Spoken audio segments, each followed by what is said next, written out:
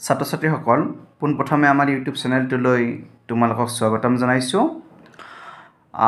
আজিৰ ক্লাছত আমি আলোচনা কৰিম তৃতীয় শ্ৰেণীৰ পৰিৱেশৰ পাঠ 12 অৰ্থাৎ যাতায়াত আৰু যোগাযোগ নামৰ পাঠটিৰ অনুশীলনীত থকা প্ৰশ্নসমূহ। এয়া চাবা অনুশীলনী।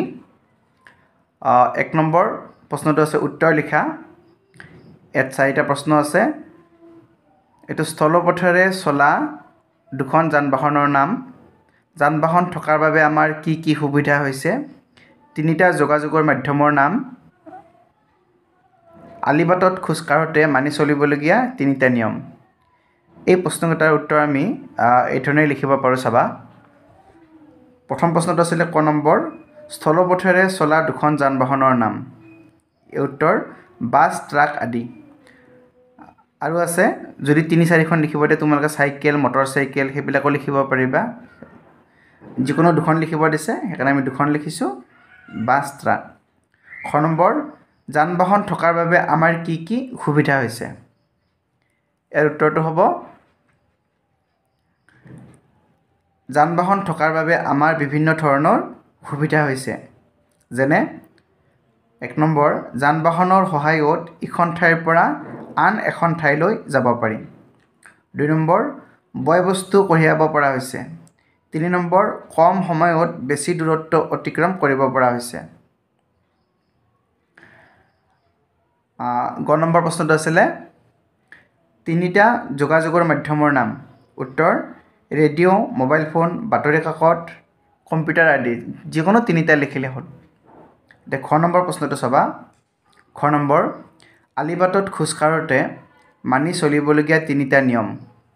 উত্তৰ আলিবাটত খোজ কাঢ়োঁতে মানি চলিবলগীয়া 3টা নিয়ম তলত উল্লেখ কৰা হ'ল। 1 নম্বৰ, ৰাস্তাত সদায় নিজৰ বাওঁহাতে খোজ কাঢ়িব লাগে। 2 নম্বৰ, চলি থকা যান-বাহনৰ আগেৰে পাৰ হ'ব নালাগে। 3 নম্বৰ, ৰাস্তাত জেব্ৰা চিন থাকিলে তাৰ ওপৰেৰে ৰাস্তা পাৰ হ'ব লাগে। এতিয়া 2 নম্বৰ প্ৰশ্নটো চাবা। ক অংশৰ লগত খ অংশ আস্তানি মিলোৱা। ইয়াত চোৱা, ট্ৰেক্টৰ, মালবাহী ৰেল, ফেৰী, উৰাজাহাজ।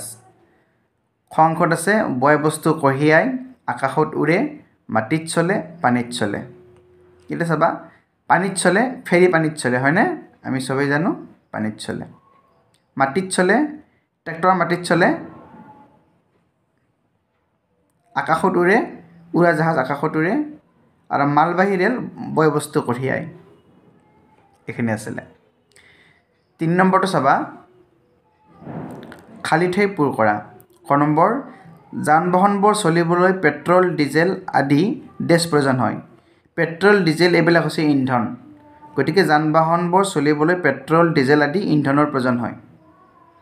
ইয়াত লিখিবা ইন্ধনৰ, নয়ধন্থ,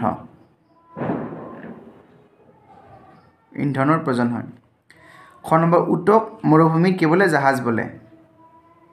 কাৰণ উটৰ সহায়ত মানুহে অহা যোৱা কৰে মৰুভূমিত। মৰুভূমিত কি বোলে? জাহাজ বোলে। গ নম্বৰ, খোজ কাঢ়োঁতে সদায় নিজৰ বাওঁহাতে যাব লাগে। আমি জানো বাওঁফালে খোজ কাঢ়িব লাগে। এইটো হ'ব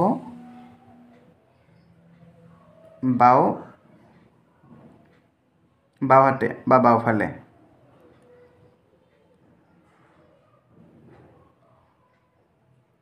খোজ কাঢ়োঁতে সদায় নিজৰ বাওঁহাতে যাব লাগে। এঠাইৰ পৰা আন ঠাইলৈ অহা যোৱা কৰাৰ ব্যৱস্থাই হ'ল যাতায়াত। এইটো হৈছে যাতায়াত।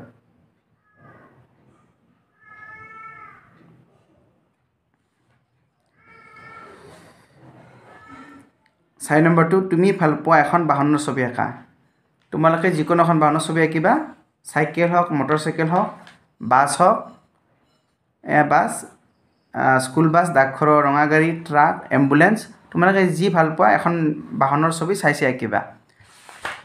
মৰমৰ ছাত্ৰ ছাত্ৰীসকল, এতিয়া ভিডিঅ'টো ইমানে আছিলে। পৰৱৰ্তী ভিডিঅ'ত আকৌ লগ পাম। এতিয়া ভিডিঅ'টো চোৱাৰ বাবে ধন্যবাদ।